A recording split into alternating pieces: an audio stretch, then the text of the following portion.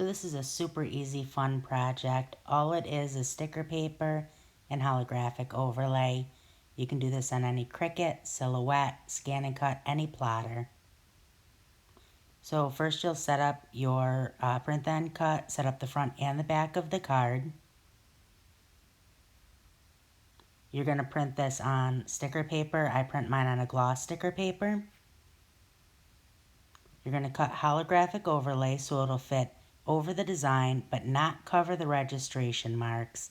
Now I'm going to link in the description both the gloss sticker paper I use as well as a super pretty holographic overlay.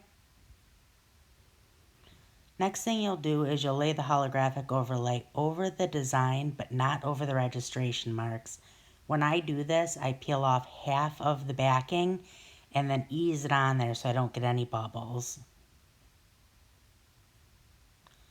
Next, you'll load your mat into your machine and cut. I recommend the setting light chipboard plus pressure. That's on a Cricut, but whatever machine you use, something similar will die cut all the way through. Peel off the front and the back of the sticker, the paper that holds the sticker, that's the back of the sticker. Peel it right off of there and carefully lay the front to the back of the card. Make sure that it matches up so they're both right side up.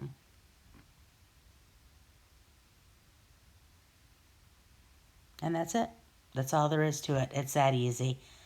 These are just a really fun, easy project for, for the kids. So make sure that you join us on Facebook. I'll link everything in the description, both for Facebook, for all of the products that I used, the gloss sticker, printable sticker, as well as the holographic overlay. Like this video if it was something that was of interest to you, but also subscribe to my channel. I come out with new videos. I try to once a week or so. It doesn't always happen, but when the new videos come out, you'll be informed when you subscribe. So make sure you join us on Facebook, though. We'd love to see you. I'll link that in the description. Have a great day. Bye.